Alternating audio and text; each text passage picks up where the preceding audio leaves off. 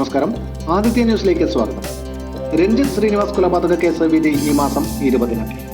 BJPയുടെ OBC Morcha സംസ്ഥാന secretary ആയിരുന്ന ആലപ്പുഴയിലെ അഡ്വക്കേറ്റ് രഞ്ജിത്ത് ശ്രീനിവാസ് കൊലപാതക കേസിൽ Mavelikkara additional sessions judge VG Sreedevi ഈ മാസം 20-ന് വിധി പറയും.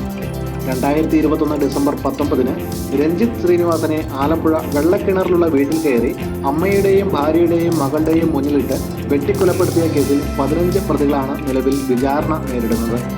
ആലപ്പുഴ DYSP NR ജയരാജ് അന്വേഷണം പൂർത്തിയാക്കി കുറ്റപത്രം സമർപ്പിച്ച കേസിൽ പ്രോസിക്യൂഷൻ ഭാഗത്തു നിന്നും 150 സാക്ഷികളെയും 1000-ഓളം രേഖകളും 100-ൽ പരം തൊണ്ടിമുതലുകളുമാണ് special prosecutor advocate Pratap G Padikkal കോടതിയിൽ തെളിവായി ഹാജരാക്കിയത്. കൂടാതെ ഫിംഗർ പ്രിന്റുകൾ, സയന്റിഫിക് തെളിവുകൾ, CCTV ദൃശ്യങ്ങൾ, ഗൂഗിൾ മാപ്പിന്റെ സഹായത്തോടെ തയ്യാറാക്കിയ റൂട്ട് മാപ്പുകൾ തുടങ്ങിയ തെളിവുകളും കേസിൽ പ്രോസിക്യൂഷൻ ആശ്രയിച്ചിരുന്നു.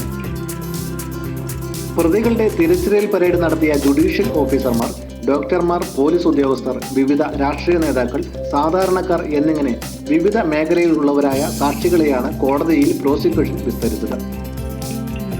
രഞ്ജിത്ത് ശ്രീനിവാസനെ കൊലപ്പെടുത്തണമെന്നുള്ള ഉദ്ദേശം വളരെ നേരത്തെ തന്നെ പ്രതികൾ ഉൾപ്പെട്ട പോപ്പുലർ ഫ്രണ്ട് എന്ന സംഘടനയ്ക്ക് ഉണ്ടായിരുന്നുവെന്നും ആയതിനായി വിശദവും വിപുലവുമായ മുന്നൊരുക്കങ്ങളും ഗൂഢാലോചനകളും പ്രതികൾ നടത്തിയിരുന്നു എന്നും പ്രത്യേകം പരിശീലനം ലഭിച്ച പ്രതികൾ രഞ്ജിത്ത് ശ്രീനിവാസനെ കൊലപ്പെടുത്തുന്നതിനായി രാത്രി 1 മണിയോടുകൂടി ആലപ്പുഴ നഗരത്തിലുള്ള രഞ്ജിത്തിന്റെ വീടിന് സമീപം എത്തിയിരുന്നു എന്നും, എന്നാൽ സാഹചര്യം മോശമായതുകൊണ്ട് മടങ്ങിപ്പോയ ശേഷം രാവിലെ 6:30യോടുകൂടി വീണ്ടും എത്തി കൊലപാതകം നടത്തുകയുമായിരുന്നു എന്നാണ് പ്രോസിക്യൂഷൻ കേസ്.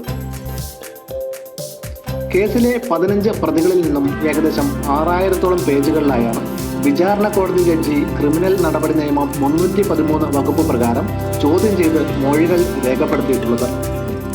വളരെ കുറഞ്ഞ സമയത്തിനുള്ളിൽ തന്നെ പരമാവധി സാക്ഷികളെ വിസ്തരിച്ച് കേസിൽ തീർപ്പുണ്ടാക്കണം എന്നുള്ള ലക്ഷ്യത്തോടെയുള്ള സമീപനമാണ് പ്രോസിക്യൂഷൻ ഈ കേസിൽ തുടക്കം മുതൽ തന്നെ സ്വീകരിച്ചിരുന്നത്. ഇതിനിടെ കേസിന്റെ വിചാരണ ജില്ലയ്ക്ക് പുറത്തേക്ക് മാറ്റണമെന്ന് ആവശ്യപ്പെട്ടുകൊണ്ടും പ്രതികൾക്ക് സുരക്ഷ കുറവാണെന്നും മറ്റുമുള്ള ആരോപണങ്ങളും പ്രതിഭാഗത്തു നിന്നും ഉയരുകയുണ്ടായി. തുടർന്ന് ഹൈക്കോടതി ഇടപെട്ടാണ് കേസ് വിചാരണ മാവേലിക്കര അഡീഷണൽ സെഷൻസ് കോടതിയിലേക്ക് മാറ്റിയത്. ആ വിധിക്കെതിരെ പ്രതികൾ വീണ്ടും സുപ്രീം കോടതിയെ സമീപിച്ചിരുന്നു. എങ്കിലും ഇടപെടുവാൻ സുപ്രീം കോടതി വിസമ്മതിക്കുകയാണ് ഉണ്ടായത്. കൂടാതെ കേസിലെ സാക്ഷികൾക്കും പ്രോസിക്യൂഷൻ അഭിഭാഷകർക്കും നേരെ കടുത്ത ഭീഷണി നിലനിന്നിരുന്ന സാഹചര്യത്തിൽ അതിശക്തമായ പോലീസ് സുരക്ഷയാണ് വിചാരണ വേളയിൽ പോലീസ് ഒരുക്കിയത്. മലയാളക്കര നീതിക്ക് വേണ്ടി കാത്തിരിക്കുന്ന ഈ കേസിൽ special public prosecutor Pratap G പടിക്കലിനോടൊപ്പം അഭിഭാഷകരായ ശ്രീദേവി പ്രതാപ്, ശില്പ ശിവൻ, ഹരീഷ് കാട്ടൂർ എന്നിവരും കോടതിയിൽ ഹാജരായി.